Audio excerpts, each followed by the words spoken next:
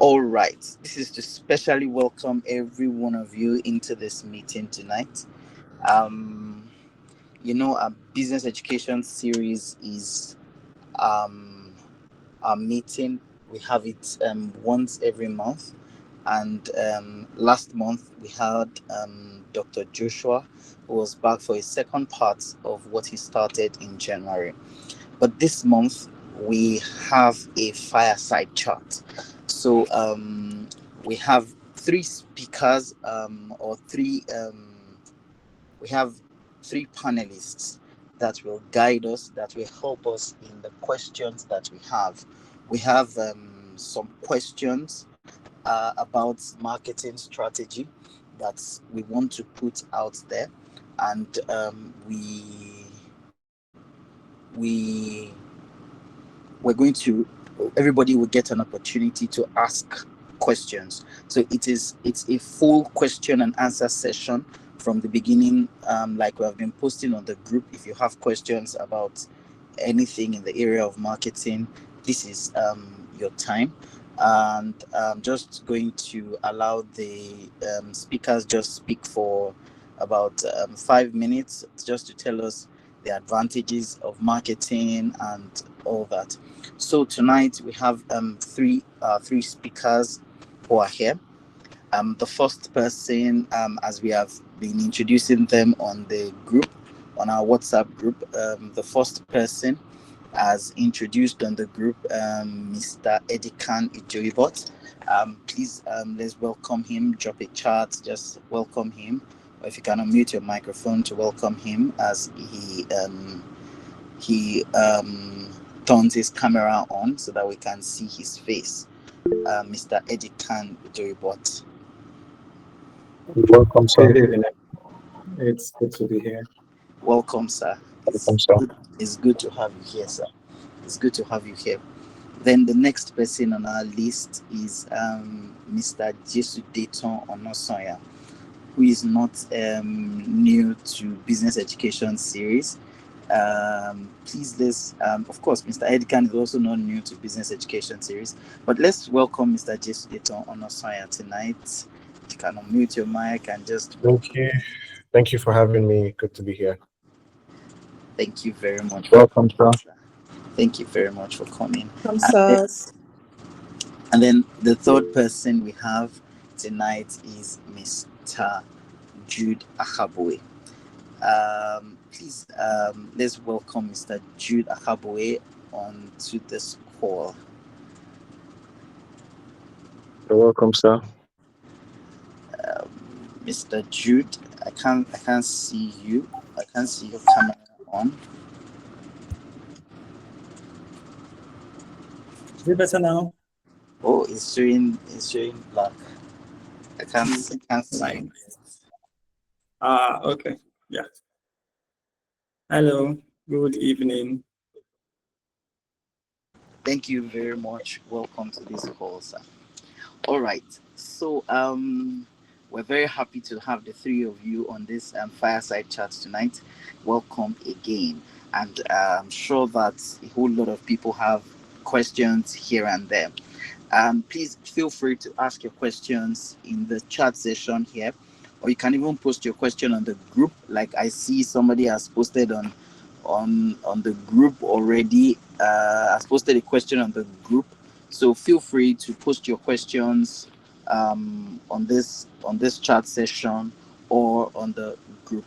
So I'm just going to ask Mr. Eddie Khan to just give us the advantages, to just tell us about the importance of marketing strategy, having a strategy, the importance of having a strategy for marketing. That's that. Yes, sir. Mr. Eddie Khan, over to you, sir. Okay. Good evening once again, everyone. So marketing is an important aspect of any business because that's majorly how you attract people or you get people to know about you. Other than the obvious reasons why a lot of businesses go into marketing, which is to increase sales and revenue, One of the important or advantage of having a good marketing strategy is it helps you improve your customer retention. So it's important to have a good marketing strategy to attract the customers, right, and to increase your revenue. Don't take note of is how a good marketing strategy can help you retain customers, right? Because if you implement a good marketing strategy, you would foster loyalty, right? And it can lead to repeat business. And I'm pointing this out because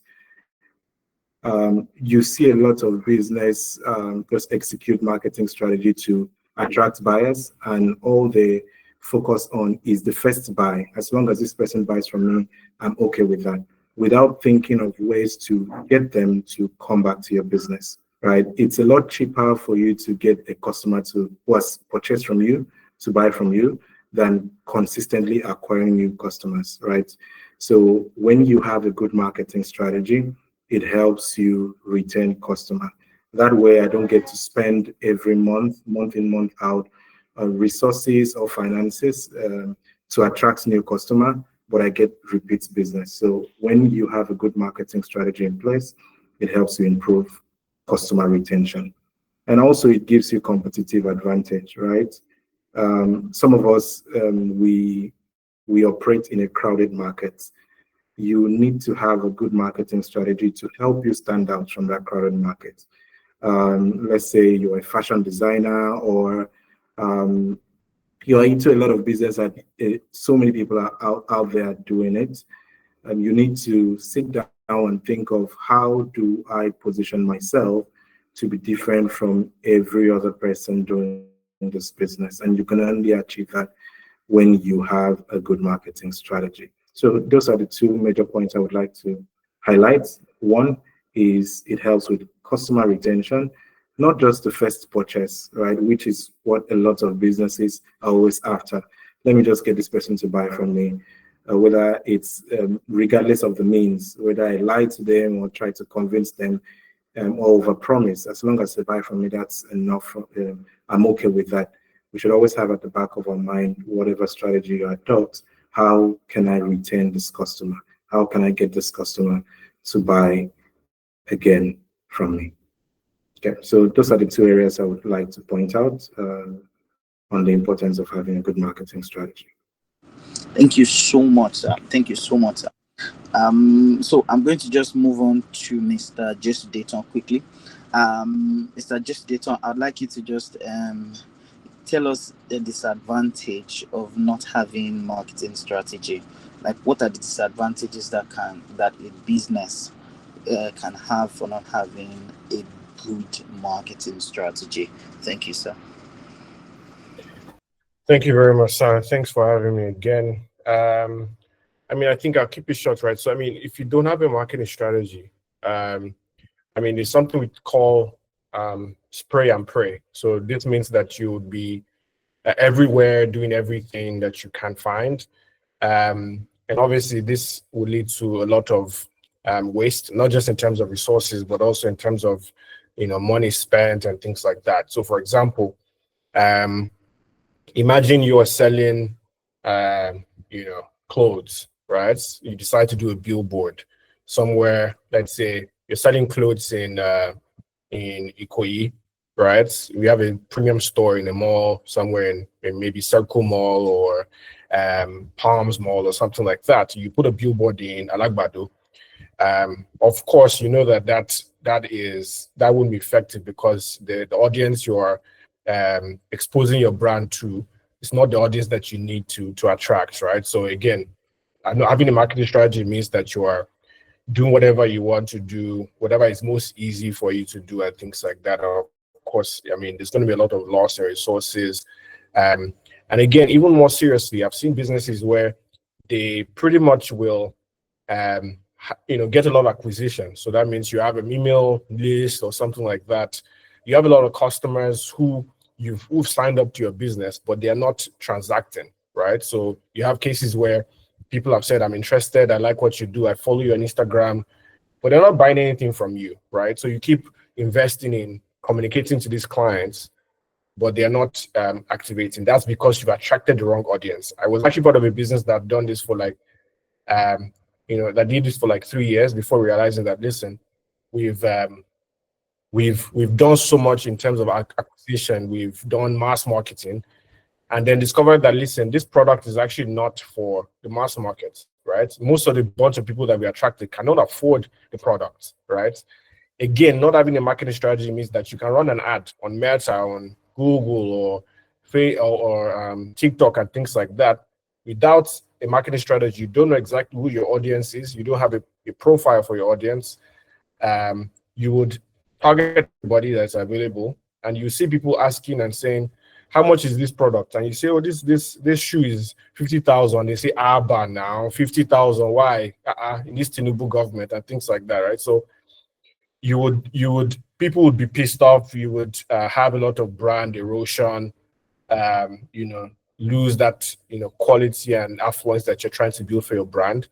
And listen, if you spend so much time building your brand, your brand is like your baby, right? So it's very, very, very easy to lose so much in effort you made just like this, because someone can put a review on Twitter or X and says that, imagine, look at this guy selling this shoe that I can find for 20K, selling for 120K, right? And like that, there's mass cancellation and things like that. So this marketing strategy ensures that you have, like Bradikan said, ensures that you have a very tight strategy, right, around who your customer is, how you're reaching them, how effectively you're communicating to them, retaining them, so that you have a lot of repeat purchases, less churn, and then you're able to obviously reap returns on your investment. Thank you. Thank you very much, Mr. Jesh Dayton, for that response. I'm just going to go straight to Mr. Jude to ask him a question, so that, to just ask him something so that he can, give us an introduction. So, Mr. Jude, I'd like you to, I know we've talked about the importance of having the right marketing strategy. We've talked about the disadvantage of not having the right marketing strategy. So I'm going to ask you, how do I know the right strategy for my business? So a lot of us business people, we hear that one business did well with, for instance, billboard, or one business did well with one kind of marketing strategy. Because they did well there, we also want to go there. So how do I know the right marketing strategy for my business, Mr. G? Thank you for having me once again. Yes, to your question, and so how do I know? Sorry, sir. I don't know. Yes, it's okay. Yeah. Okay, carry on, sir. Yes, sir. Okay. I guess your question is, how do I know I am working, or how do I know the right strategy for my business? I'll just speak basically to SMEs. I believe most of us here are actually SME business, small business owners. Maybe if you're an enterprise business owner, you're here. Well, hopefully, we'll see if we can share strategies with you when you have questions. But I'll just take it as a sense that this is for small business owners. So there are a couple of things you need to take a look at. Number one is, strategy really is a combination of your goals and how you want to achieve your goals, tacticals, executions, and things you want to do to achieve your goals. So the first thing really is, look at what is your goal, what do you want to achieve. For a small business, if you're starting out, maybe you want to do, you want to drive sales, or maybe do you want to gain awareness, people to know your business? Do you want it to be sales driven? Do you want to do repeat customers, like retention? Do you want to change your model? Some things like that. So you need to set your goal as the first priority. Then the second thing you also need to look at is, how exactly do you want to make money from? So for example, there are different models available, basic business models available. And you also need to consider that too. Then third, you also need to look at what your competition is doing in the market. If your competition is maybe, let's say, increasing markets, increasing their prices or doing something around pricing, you may also want to look at how that can also affect your own strategy too. You want to see maybe should you reduce price, should you increase price, you play on pricing as the key thing to enter into the market or to own the market or to break the market. When you're done with that, you also want to look at the reality of the market itself. What is the market saying? And by market here, I don't just mean your customers, I mean the entire space around your business. So if you're into, let's say, you're into makeup, for example, what is the market? What is the reality of the market within your makeup business? What are the things that those persons usually do? Do they open kiosk? Do they do selling of wigs only? Do they do all of those things together? Do they bundle those elements into different things? Okay, I have a kiosk, I have this, I have this. Do they also add other extras to it? Do they have clothes too? Do they sell clothes too? Do they sell shoes along? All of those things, you want to look at the reality of that. The market reality also means you want to understand exactly how much people are, what is the price point, how much people are willing to pay for services and for businesses that you offer. Then the fourth thing you want to take a look at also is your consumer. How do they consume the products that you have? How do they receive it? How do they accept it? And basically, how do they use it? Now, when you've gathered all of that together, maybe you also want to look at your own business personally. There's something called a SWOT analysis. That's a strength, weakness, opportunity, and threat. You want to look at that too, and then marry all these 5 things together into a strategy. And the strategy cannot be as simple as saying, you know what, for this next 1 year or something, I want to work based on price points. I want to work based on growing awareness. I want to use digital marketing to grow my business. I want to leverage word of mouth more. I want to go for events and connect to events. I want to do referrals campaign. I want to ask people that come to buy from me to refer their friends or something. That is a way for you to create like a strategy around your business. And of course, the strategy has to be unique to your business. It has to be niche to your business. So what's working from somebody else may not entirely work for you, but you can learn from what other people are doing, your competition, what they are doing, and then rework that or repackage that to suit what you do, and then cap that together. There's something that's called a strategy document, which basically is something that guides everything you're going to do in tactical wise, marketing wise, everything. So I'm speaking very marketing-ish now. You have your strategy document. This is maybe what direction you want to use to push your business. And then you have other supporting tactics and action points that you will do. It's maybe high level speaking about it now, but definitely by the time we get into answering questions, we begin to unwrap this and speak about these things. Thank you.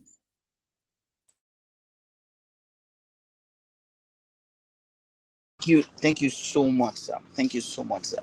Now, so at this point in time, I'd like everyone on this call, if you have questions, please you can signify, like if you want to ask a question, you can raise your hands up.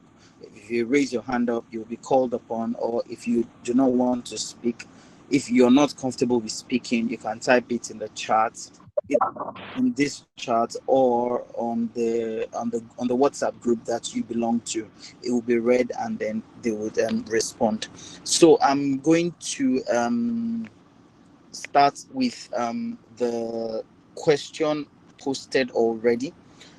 For a business looking to set up a marketing and sales department, what should one take into consideration as per skill set to look out for, especially in the AI area?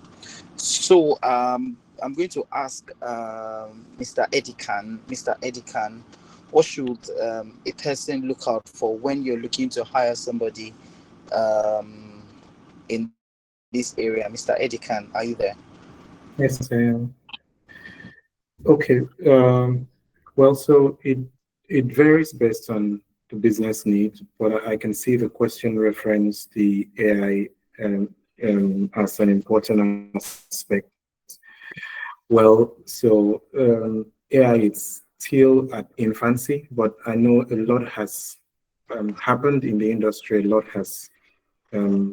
of things has changed. I think it depends on the size of the organization. The basic things are so like Mr. Jude and Mr. Justin had rightly said, it depends on how you want to approach your marketing. So, for instance, there are organizations that in your industry, you know, social media performs perfectly well, and you know that a bulk of people searching for your products are doing this through the search engine. People are not taking action directly from content they see on social media, right? Hmm. They most likely take action based on thought leadership and what you've put out there. So it depends on the industry that you're operating in. Right, but for the basics, you need someone who is well versed with content. If you are in a lean team, right, you need to look at someone who can also do other things. So when I mean content, not just the social media content, someone who can write copy for your landing pages and for your campaigns if you're running campaigns. And also when you're getting someone on board who is going to manage your social media, you need to look for someone that at least has the basic knowledge of using AI tools. And not just someone that would go into ChatGPT and write a simple prompt and copy the content verbatim and post on your social media, right? You have to look out for someone who knows how to use not just copy and paste what ChatGPT gives you or Cloud or Gemini, someone who can use other tools for content creation on social media, someone who can use at least some of these tools to get past creative block for captions and all those sorts of things. But a content person, whether you are a small team or a bigger team, then that's a different conversation. But you need someone who is a good copywriter.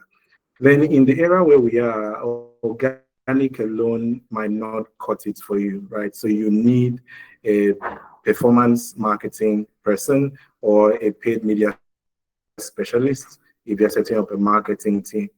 Someone who can manage your ads across Meta, across Google, and every other platform, right? And you need that. And also, depending on the size of the team, someone who can look at the data and help you make right marketing decisions.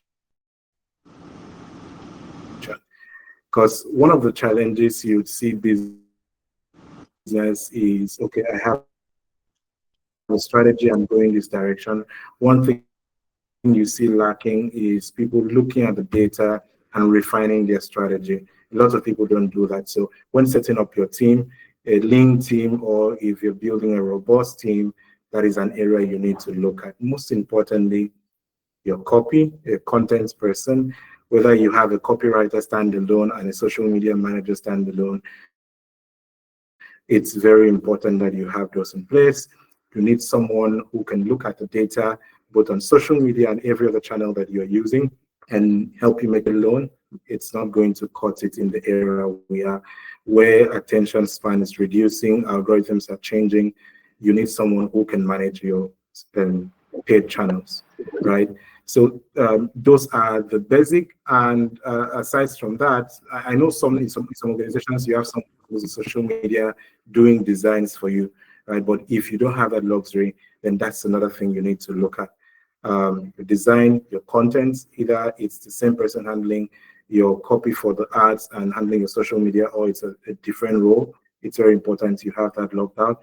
Your paid media specialist, someone who can actually run ads and get you results, and someone who can look at the data and help you make informed decisions. But this is not cast in stone, like I already mentioned. It depends on the size of your business, and it depends on the resources. You can start lean and grow.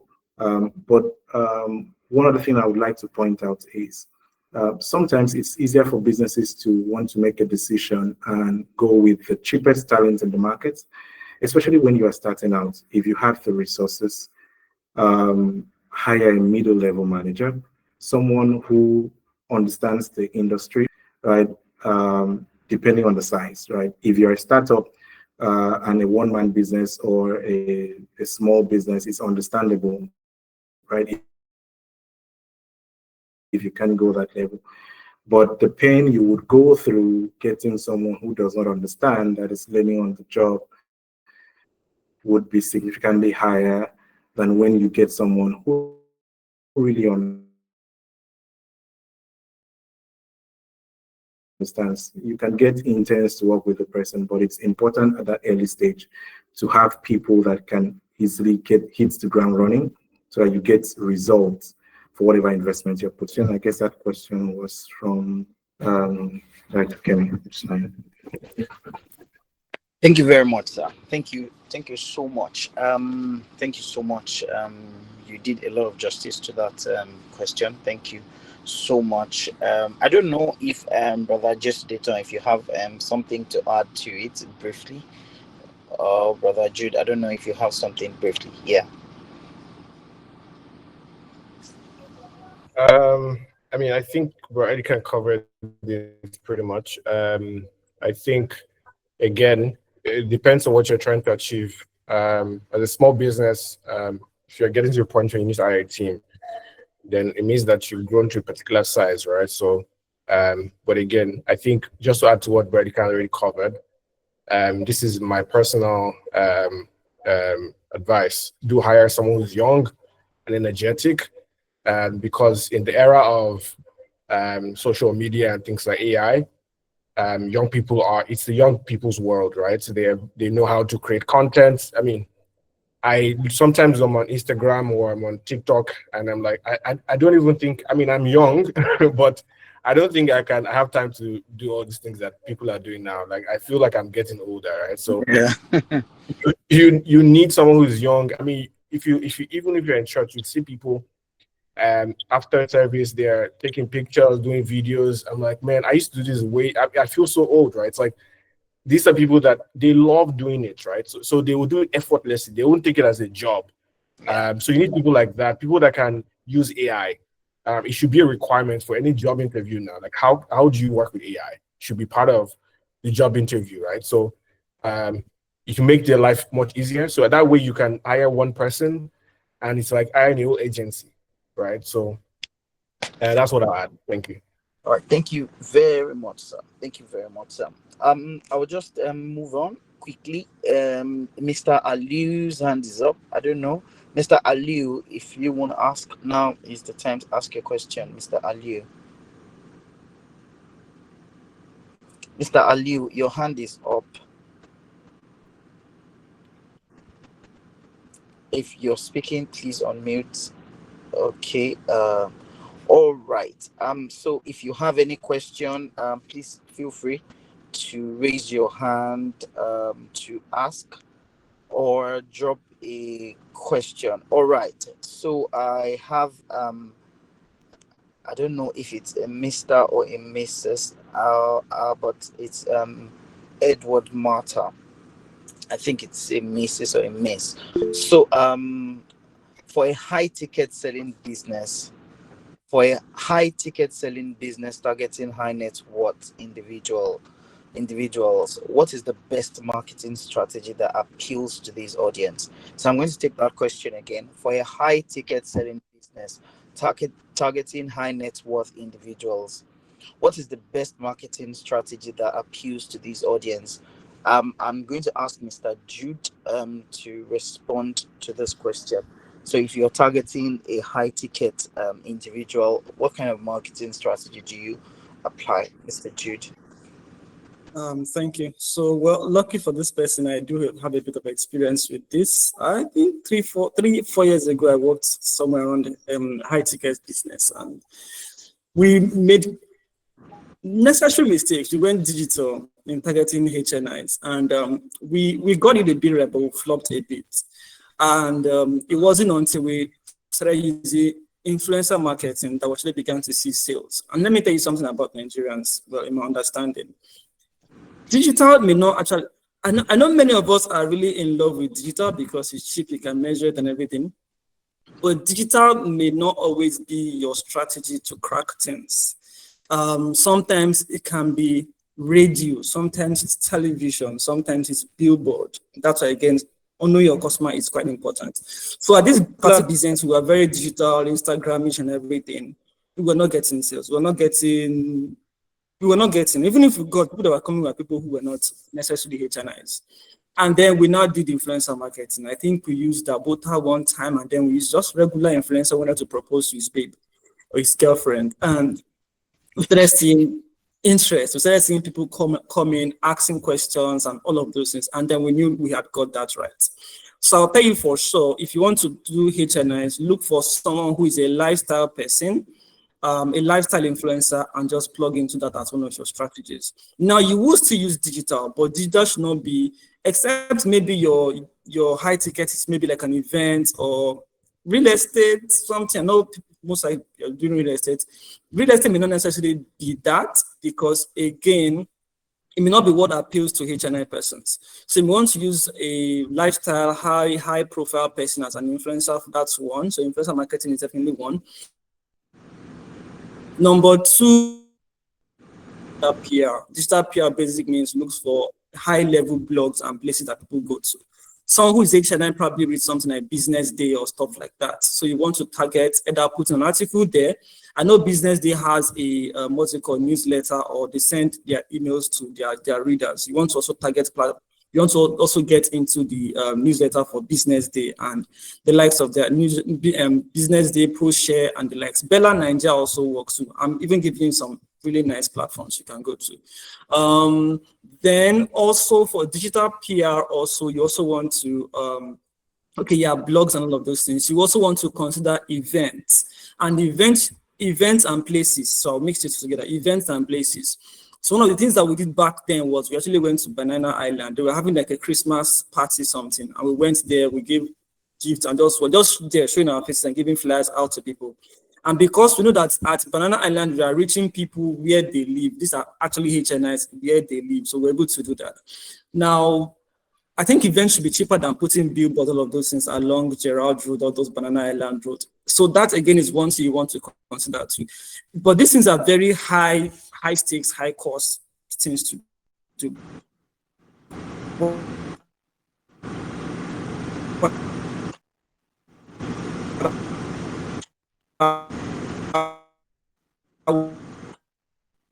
Wow.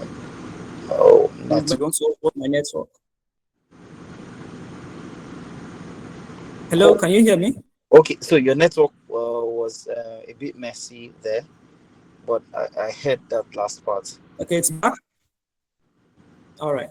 So you also want to do billboards around where these people live, or street lamps around where they live, something around Banana Island, around Lekki, around VI, around the Marina Stretch also is something you want to do. Then maybe TV. But if those things are very high cost for you, you want to go digital, then the platforms you should probably look at are platforms. Instagram is a very nice platform for that, at least it reaches HNI. Then you also want to do something around maybe LinkedIn and then Facebook. And then in your targeting, so targeting is where you really have to do loads and loads of work. Because when you're targeting HNIs, the experience for them is different from just targeting every other person. So that's what I would tell you as best to use. Your marketing strategy should really just be more of the mix of the media channels you use. Not necessarily about your price, all of those things. Your price, they can easily buy what you want to sell. So how you reach them, the places you reach them, and the media channels you use are the key things you should look out for when trying to reach HNI. So I also think Brady can also has experience with HNI business too. I think so.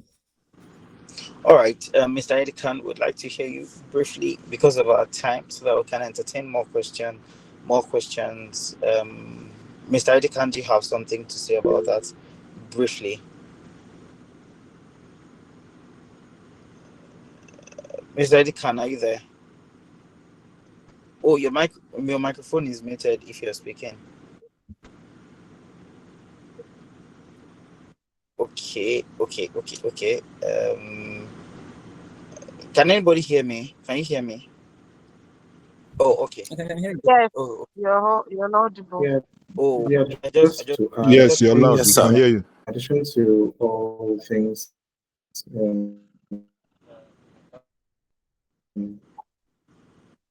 Oh, his yes, I can hear you. network is oh, All right, can the anyone hear delay. me?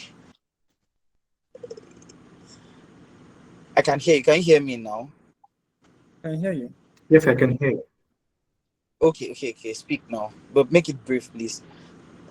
Yeah, so I think Mr. Jude has covered most of the points. I just wanted to mention, in my experience as well, experiential marketing works a lot for HNI, right? They want to experience what you're trying to sell to them. So this might be specific to the kind of products you're selling. And I've had experience in the luxury industry, luxury fashion. And one of the things that we used to convert these HNIs was bringing them into that experience, right? If someone is going to dish out $100,000 to buy a timepiece or $1 million to buy a timepiece, which was where I'd worked then, they would want to come in and have that experience. So experiential marketing, it's another area you need to look at. Events, right? You hosting the events, bringing them into that experience, whether it's digital or physical.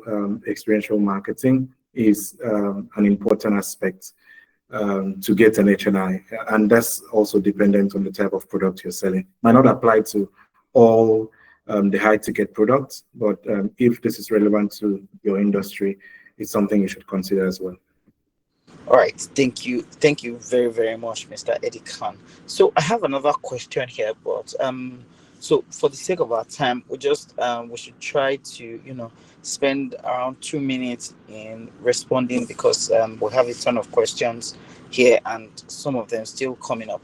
So this person, Mr. or brother or sister Aliu Augustina, asked the question. I believe it's a sister. How do you influence marketing? I mean, how do you influence? Maybe how do you do influencer marketing? How do you do influencer marketing? Must every business be digitalized? This last part, I know that I already asked Mr. Jude about it and he answered. So I think you should go back and listen to that part. But I'm just going to take this first one. I'm going to ask Mr. Jesu Deton, how do you do influencer marketing, or must every business be digitalized? Mr. Jesu Deton. Okay, before I answer that question, let me just point on Sister Edwards. Martha, I see that you are into real estates. And I just to bring what Brady Canberra just said together for you, I think, yeah, for HNIs in that way, it's strictly a referral system, right? So rich people know rich people, and they will refer your business. So for real estate, no need to really go too deep on digital. It's very, very analog in that way. Yeah, so I just want to drop that for Sister Edward. And for influencer marketing, I mean, influencer marketing is very deep. What I would say top level is, you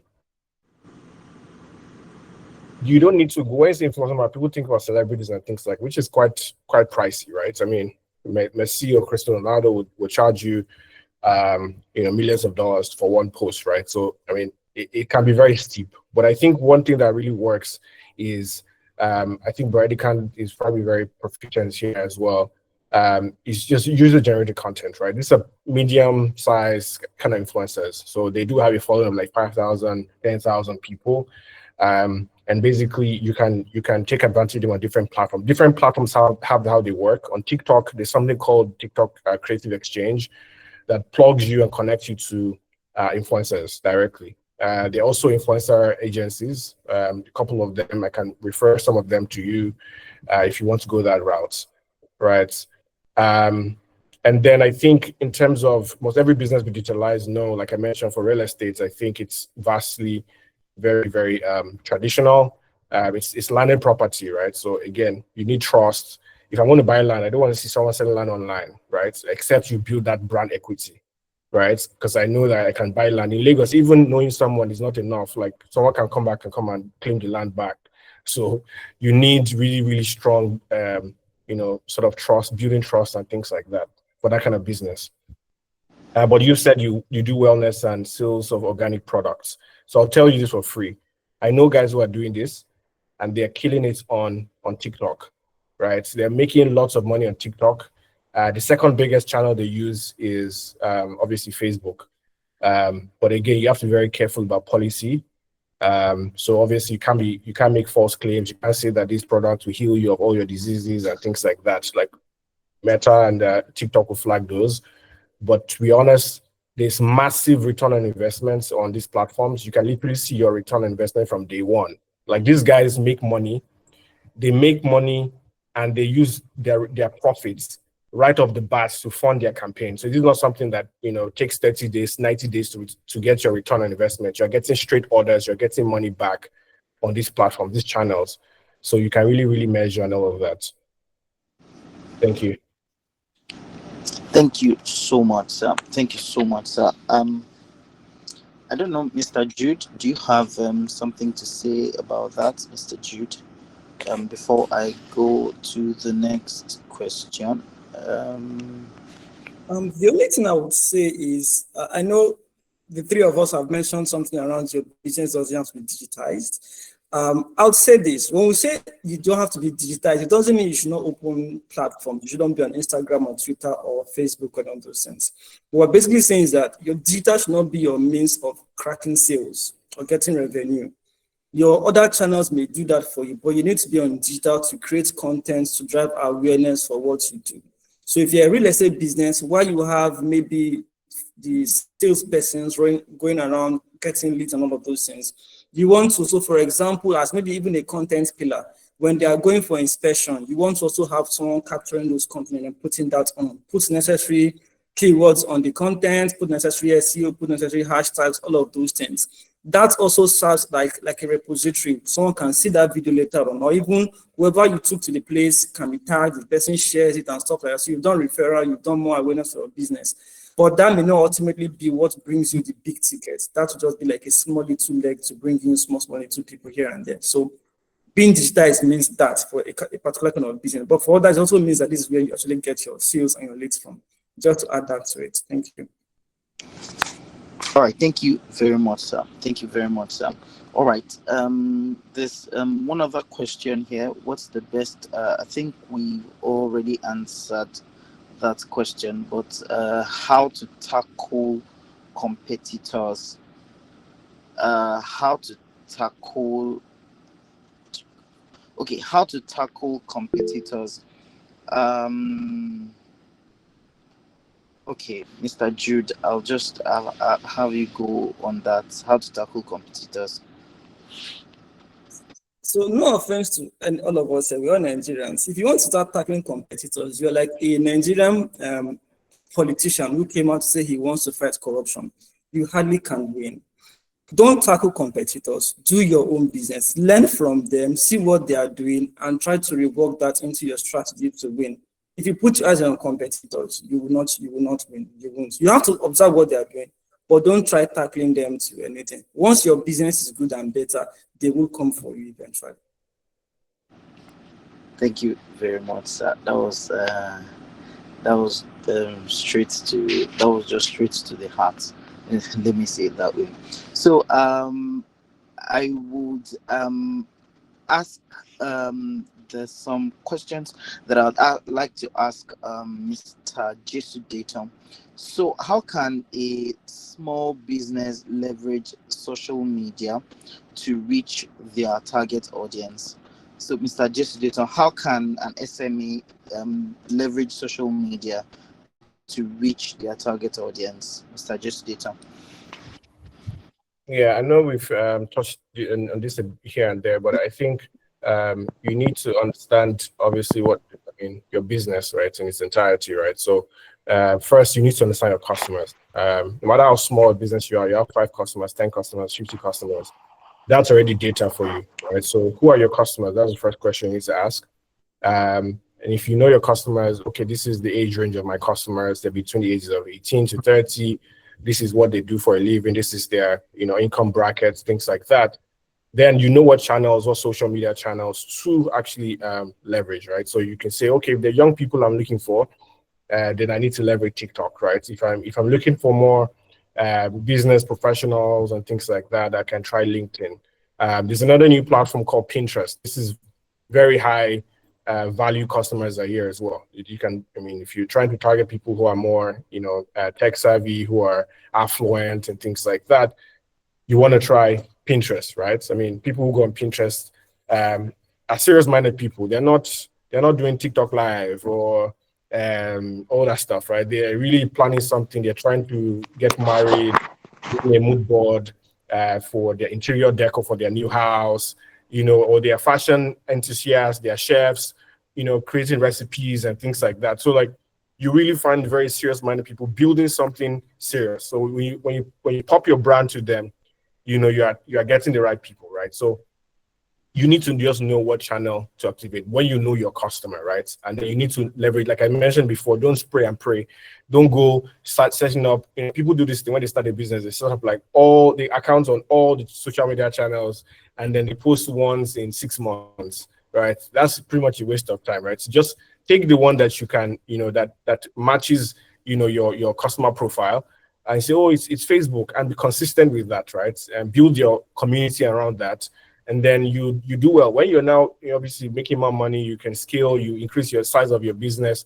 You can hire a team that then looks after 1, 2, 3, 4, different channels and things like that. So I'll just, in sake of time, I'll keep it short that way. Thank you. All right, thank you very much, sir. Thank you very much, sir. Okay, for Mr. Eddie Khan, I have a question for you. What are some cost-effective ways for SMA to establish a strong online presence? It looks like advertising on social media is expensive these days and all that. But how can a small business owner, for instance, have an online presence that is not too expensive? Yeah. Okay. All right. Thank you. So I think this question somewhat part of it has been covered by what Mr. Joseph Layton rightly said. I think the most important thing is to understand who your customers are, to identify the channels to use. And social media is a very important aspect of you creating an online presence, right? And it's understandable that the cost of advertising, it's increasing, but we cannot do without it, right? That's one thing. So social media, identify what channels you think your customers are, and focus on 1 or 2 for a start. Consistently pushing out valuable content, right? Aside from India, having an infusion of user-generated content would go a long way to help you. Then one other thing that a lot of people ignore is local SEO and how powerful online directories are in Nigeria. Right, there are a couple of businesses that people would naturally go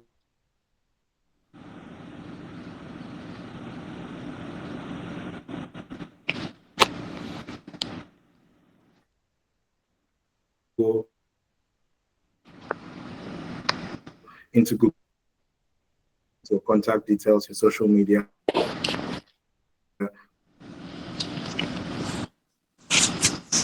Wow. Directory. Hello, sir. Sorry. Your network. Mr. Eddie Khan, Sorry, can anyone hear me? Yeah, I Yeah, I can hear you. Yeah. Okay, can you hear me now? Yes. I hear you now.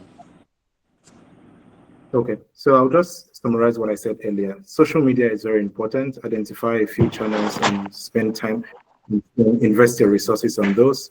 And aside from your valuable content, infuse user-generated content, testimonials from your customers, your early customers, just to create that credibility.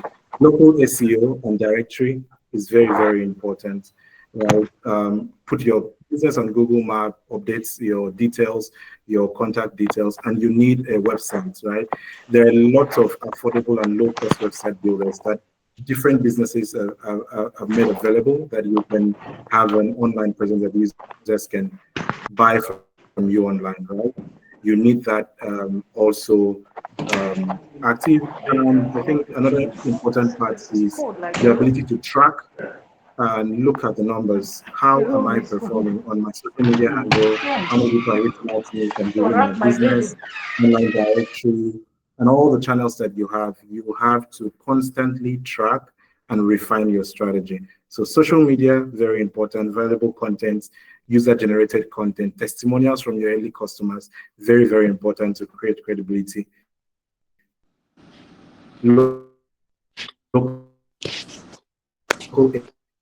Lots of low-cost platforms. Wow. Okay. That you can set this up, track and refine your strategy, but you also have to get ready to spend. All right. Thank you very much, sir. Mr. Just Dayton, I'll just ask you this question. Please, like you to keep it short because of our time.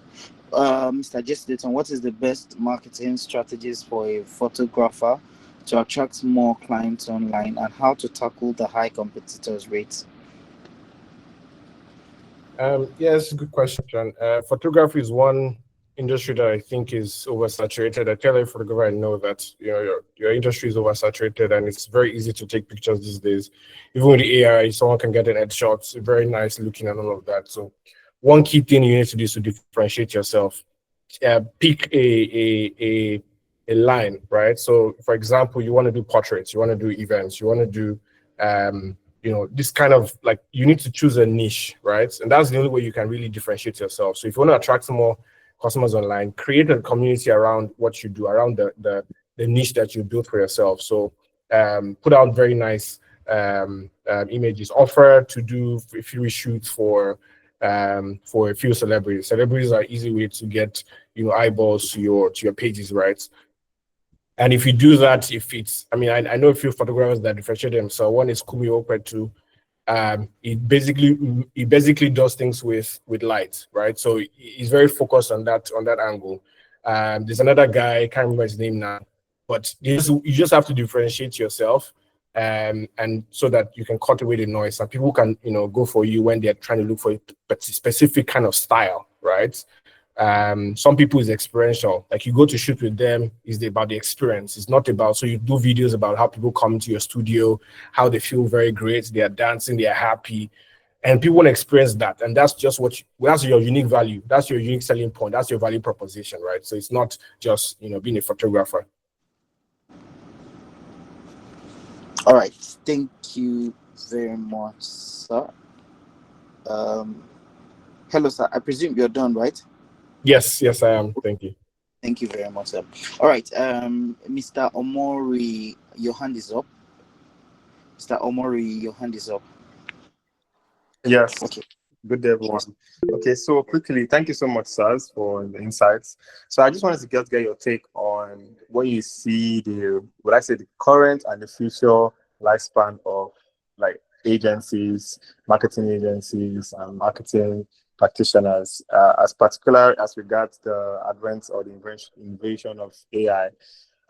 These days, we're seeing that, even practically speaking, even in my company right now, we're seeing that people from the agency are moving to client side, and it's almost as though the people that are really doing the work in the agency are now just here. So I'm like, the significance of the agency is gradually reducing, and in addition to that, we're seeing where with one AI tool, two AI tools, you can do like a significant portion of what an agency is typically doing for you. So just to get your understanding of, do you see that agencies are, will I say, losing significance, in this present and future world, especially as regards the AI invasion? All right, so I'll just give one person the opportunity. Anybody who feels that they want to answer.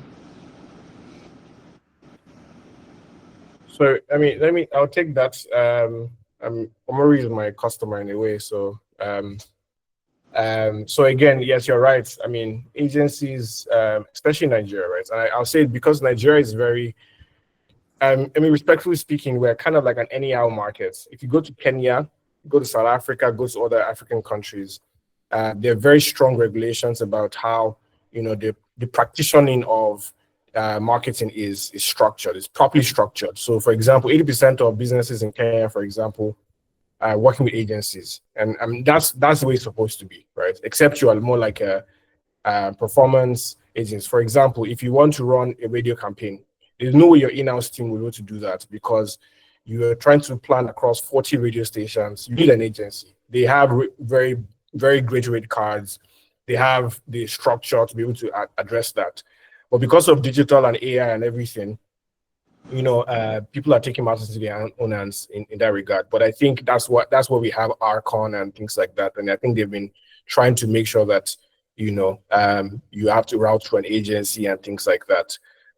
If that doesn't happen, then obviously agencies, for example, Nigeria, they are losing money, they're crying every day because they're losing work, they're losing business, and it's really terrible. So, but I think it's on the regulatory bodies to actually really look into that and sort of mitigate. Thank you very much, sir. Thank you very much for that, sir. Mr. Leon, I think you have a question. Your hand is up, Mr. Leon. You can unmute your microphone and ask. Okay, thank you very much. You're It's a welcome. pleasure being on this platform.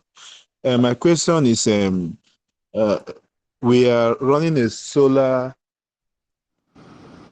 business, an alternative energy solution business, and we are less than 1 year old in the business.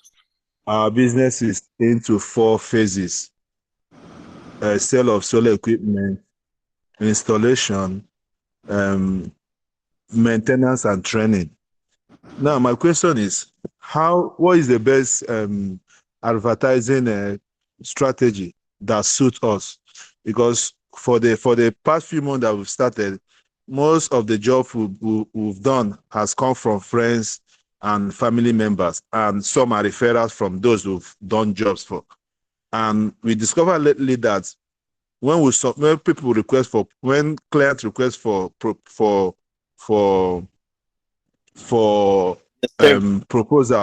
when we submit proposals to clients, just tell us we'll get back, and some of them never get back to us. So me and my team will be strategizing which best strategy will help us get more clients to loving what we do and patronizing us. So that's why I bring it out on this platform, to see if there's a way out to helping us get more clients as